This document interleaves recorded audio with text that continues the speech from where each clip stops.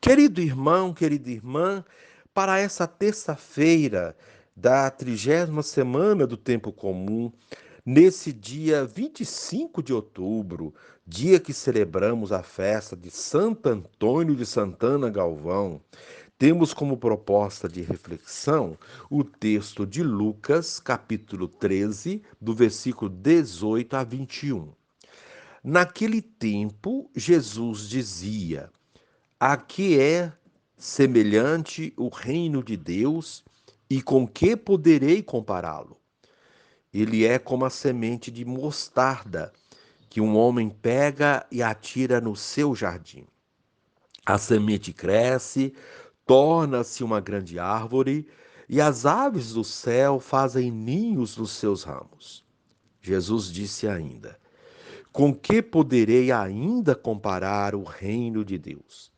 Ele é como o fermento que uma mulher pega e mistura com 3 porções de farinha, até que tudo fique fermentado. Palavra da salvação. Glória a vós, Senhor. Querido irmão, querida irmã, diferente da lógica dos reinos deste mundo, o dinamismo do reino de Deus não se ostenta. Ele acontece no silêncio e discrição. A partir do diminuto se alarga em infinitas possibilidades. A discreta semente de mostarda tem potência. Torna-se árvore frondosa para abrigar os também pequenos pássaros.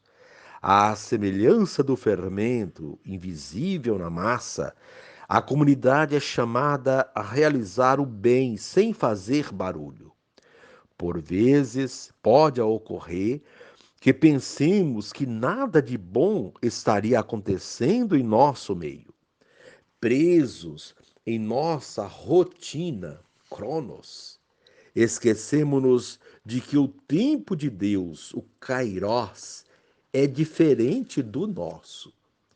Cabe-nos perseverar na prática cotidiana do bem. No devido tempo, os frutos surgirão.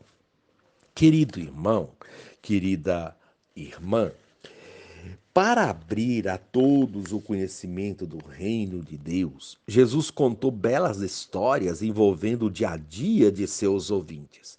Havia sempre a tentação de pensar o reino de Deus como algo que, de tão glorioso e distante, em nada se pudesse contribuir para a sua concretização. Claro, o reino de Deus é obra de Deus em nós, em nossa história, mas não nos dispensa de participar com nossa modesta contribuição. Podemos fazê-lo como o agricultor que planta o grãozinho de fermento em sua terra, ou como a dona de casa que mistura pacientemente o fermento na massa. O dinamismo do grão que vira um arbusto e do fermento que leveda a massa do pão é de Deus. Mas participamos da obra como agricultores donas de casa. E aí a proposta para esse dia é sentir-se participante na construção do reino. E encerrando este momento, reze assim comigo, ó Cristo Jesus. Comparas o reino de Deus com elementos naturais, quase imperceptíveis, porém portadores de vida nova. Faze de nós, Senhor, incansáveis propagadores do teu reino no mundo inteiro. Amém. Querido irmão, querida irmã, dando continuidade à reflexão da palavra de Deus, da liturgia dessa terça-feira, da 30ª semana do Tempo Comum, nesse dia 25 de outubro, dia que celebramos a festa de Santo Antônio de Santana Galvão, você poderá acompanhar na sua Bíblia os textos indicados, Efésios capítulo 5, do versículo 21 a 33, também o texto de Lucas 13, 18 a 21, rezar o Salmo 127. Uma vez que você já ouviu a proclamação do Evangelho com a reflexão, você poderá agora acompanhar a leitura da carta de São Paulo aos Efésios e a continuação dessa reflexão aplicada à vida. Irmãos, vós que temeis a Cristo, sede solícitos uns para com os outros. As mulheres sejam submissas aos seus maridos como ao Senhor, pois o marido é a cabeça da mulher, do mesmo modo que Cristo é a cabeça da igreja, ele o salvador do seu corpo. Mas como a igreja é solícita por Cristo, sejam as mulheres solícitas em tudo pelos seus maridos. Maridos, amai as vossas mulheres, como Cristo amou a igreja e se entregou por ela. Ele quis assim torná-la santa, purificando-a com o banho da água unida à palavra. Ele quis apresentá-la a si mesmo esplêndida, sem mancha nem ruga, nem defeito algum, mas santa e irrepreensível.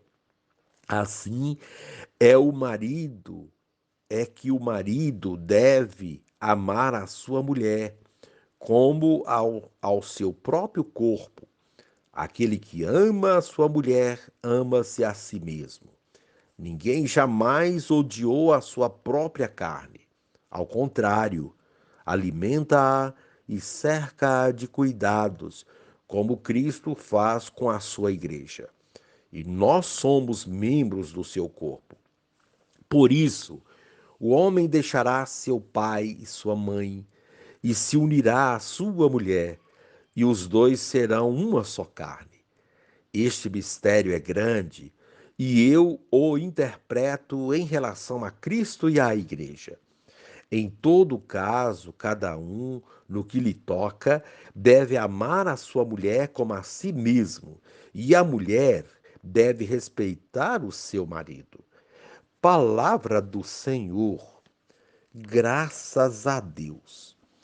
Querido irmão, querida irmã, refletir sobre o reino de Deus e como ele acontece é a proposta da liturgia da palavra de hoje.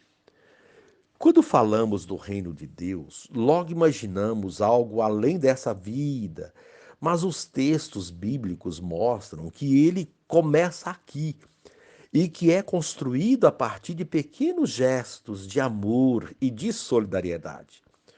Tudo o que fazemos para que a vida seja vivida na sua plenitude, até mesmo os pequenos gestos, contribui para o crescimento do reino.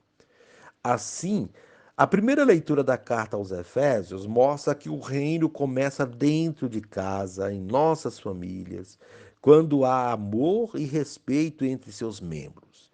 A esposa deve respeitar e amar o seu esposo, e ele deve fazer o mesmo com ela e com os filhos. Quando há esse amor recíproco entre pais e filhos, o lar se torna um espaço sagrado. Muitos interpretam a palavra submissão literalmente, mas ela tem aqui o significado de amor e respeito.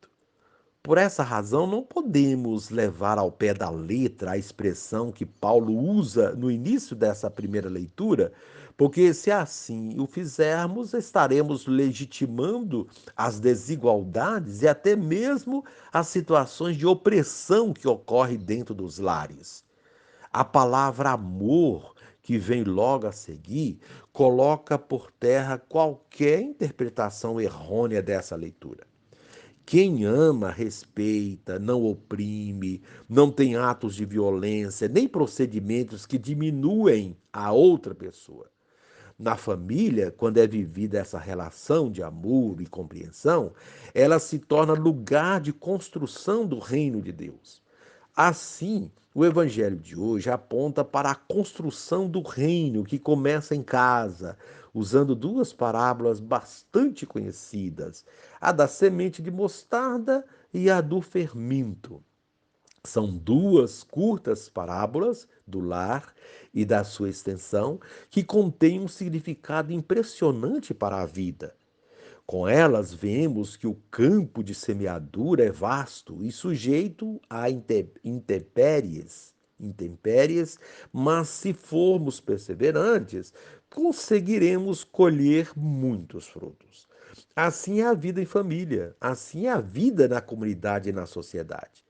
Mas em meio a todos os contratempos da semeadura do reino, não podemos nos esquecer de que há sementes sendo semeadas por gestos invisíveis, minúsculos na sua dimensão, mas grandiosos na sua potência, como a semente de mostarda e o fermento na massa, elementos das parábolas de hoje sobre o reino. Assim, Jesus, para falar do reino de Deus, usa duas curtas parábolas ou comparações. Nelas, o reino é gestado a partir de ações aparentemente insignificantes, invisíveis, mas que contêm um potencial transformador. Mostra que não são as grandes ações e projetos de grande porte ou visibilidade que consolidam o reino de Deus, mas o comprometimento contínuo de todos fazendo a sua parte. A semente de mostarda é uma das menores sementes, quase invisível, mas, embora pequena, não deixa de ser semente. Quando semeada e cultivada, torna-se uma grande árvore, e as árvores do céu fazem ninhos nos seus ramos. É uma linguagem figurada para mostrar a grandeza das pequenas ações em prol da vida. É uma convocação a perceber e a valorizar as pequenas iniciativas, os gestos de amor e responsabilidade com a vida, praticados no dia a dia. O mesmo ocorre com o fermento na massa. Ninguém nota o fermento, mas sem ele a massa não cresce. Ninguém nota essas pequenas ações de amor e solidariedade, mas sem elas a vida se torna muito mais difícil e o reino não floresce. Ambas as parábolas realçam o contraste entre um começo pequeno e um grande final. Animam-nos a continuar ensinando nossas crianças a se comprometerem com a vida do planeta, com todos os seres que nela vivem, inclusive os seres humanos. A consciência ecológica, a consciência de justiça, de ética e de amor à vida devem ser ensinadas desde a mais tenra idade, começando dentro de nossos lares. Somente assim teremos um mundo melhor. Hoje se fala muito em deixar em um planeta melhor para nossos filhos. Quando é que haverá preocupação em deixar filhos melhores para o nosso planeta? Eis um bom questionamento educacional que a liturgia de hoje suscita para nossa reflexão. Enfim, são muito expressivas as figuras de linguagem ou imagens usadas nas parábolas de hoje. Elas contêm o germe do reino de Deus e mostram que nossas ações, por mais invisíveis que elas sejam, se forem boas, contêm também esse germe transformador que torna a vida melhor. Querido irmão, querida irmã, que sejamos pessoas comprometidas com a construção desse reino, desenvolvendo boas ações e que essas comecem dentro de nossas casas, se estendam para nossas comunidades e para a sociedade. É essa a proposta da liturgia da palavra de hoje. E encerrando este momento, reze assim comigo, Divino Espírito, faze-me compreender a dinâmica do reino e dá-me a graça de me pautar por ela, no serviço que o Pai me confiou em favor dos irmãos e irmãs. Amém. Como foi dito, hoje nós celebramos a festa de Santo Antônio de Santana Galvão, ele nascido em Guaratinguetá, São Paulo. Santo Antônio de Santana Galvão serviu fielmente a Nosso Senhor no sacerdócio ministerial e no socorro aos pobres, aos doentes e necessitados. Ele tem muito a nos ensinar, pois é o amor sincero, verdadeiro, sem fingimento. Quando olhamos tudo o que ele fez, como o Mosteiro da Luz, nós chegamos a uma única conclusão: o amor ocupou em sua vida o primeiro lugar. Foi canonizado no dia 11 de maio de 2007, em São Paulo, pelo Papa Bento XVI. Ele nos deixa o exemplo de vida vivida na simplicidade e na caridade. E reze assim comigo este momento. Deus, Pai de misericórdia, que fizeste de Santo Antônio de Santana Galvão um, um instrumento de caridade e de paz no meio dos irmãos, concedei-nos por sua intercessão favorecer sempre a verdadeira concórdia. Por nosso Senhor Jesus Cristo, vosso Filho, na unidade do Espírito Santo. Amém.